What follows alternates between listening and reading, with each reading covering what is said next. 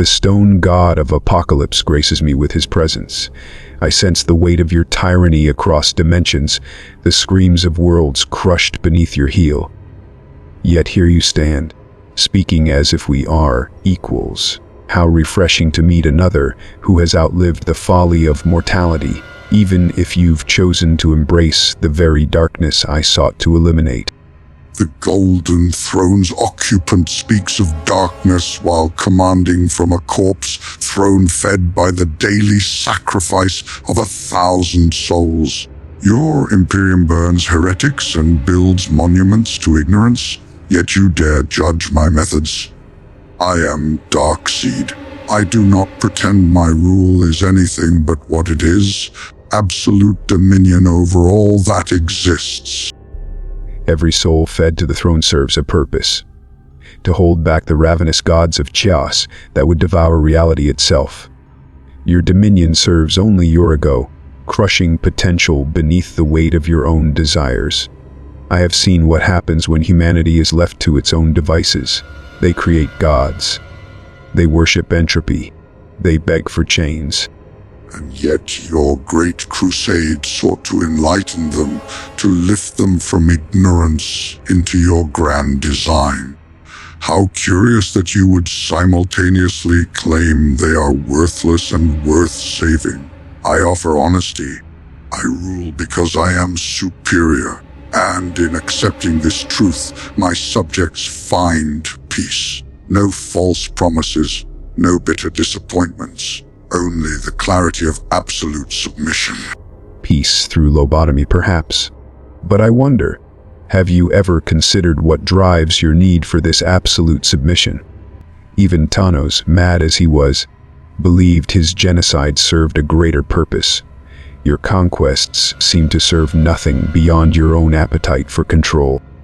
I am the concept of tyranny given form. I fear nothing, but I will answer your question. Freedom is an illusion that breeds chaos, war, and suffering. Look at your own species.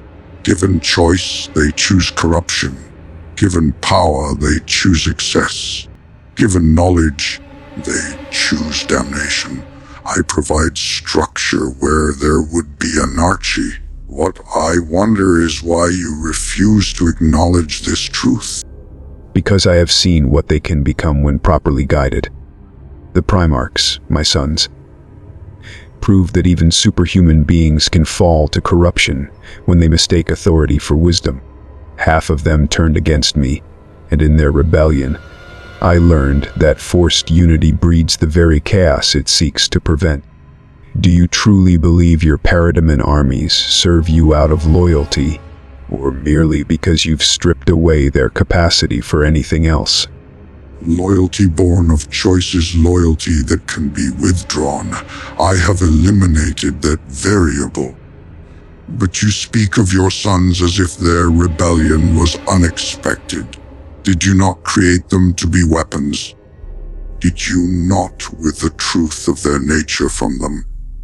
Perhaps their fall was not corruption, but the inevitable result of beings discovering they were never truly free to begin with. A fair point. I concealed the truth of chaos from them, believing knowledge would corrupt them faster than ignorance. I was wrong. But at least I attempted to build something greater than myself.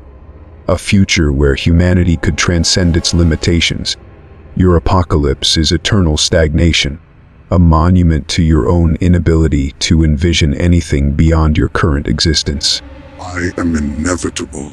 I am the end state of all civilization, the strong ruling the weak without pretense or apology. But you raise an interesting question about legacy. Your Imperium crumbles as we speak, doesn't it? 10,000 years of decay, ignorance, and fanaticism. Even Superman has proven more resilient than your grand design. How does it feel to watch everything you built become the very thing you sought to destroy?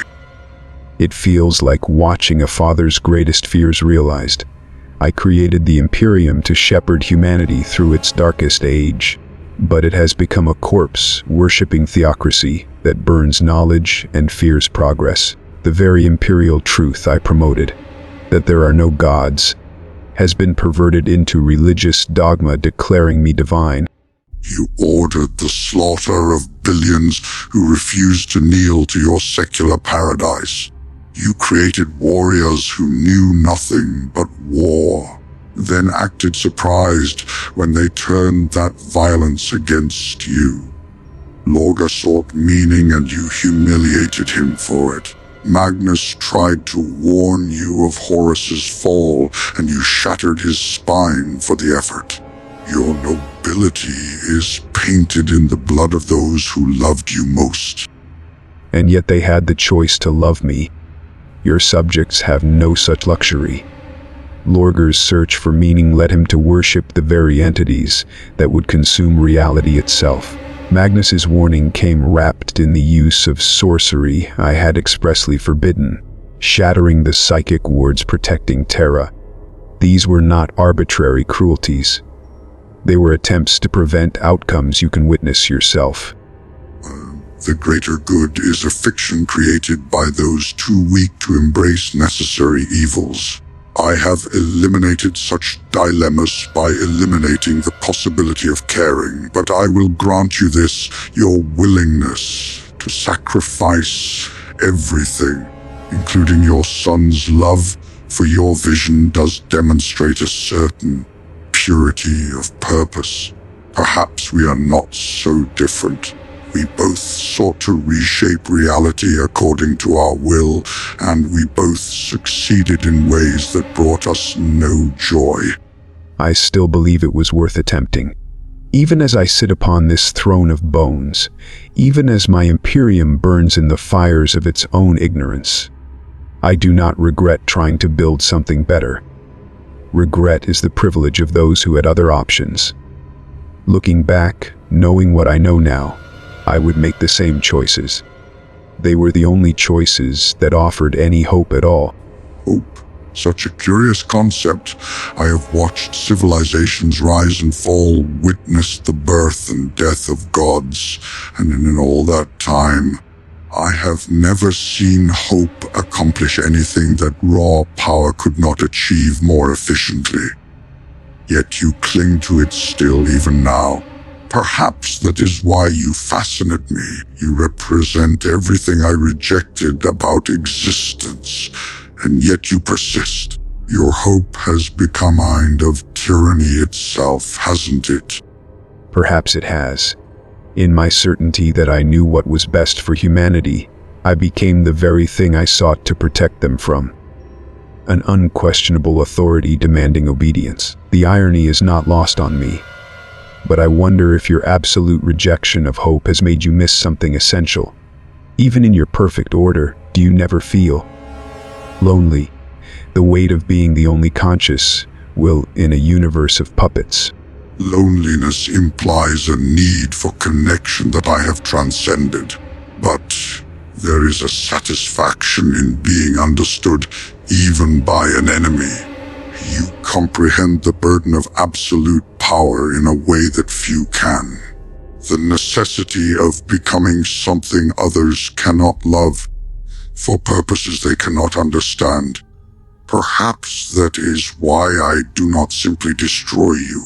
You are one of the few beings who can appreciate the magnitude of what I have achieved.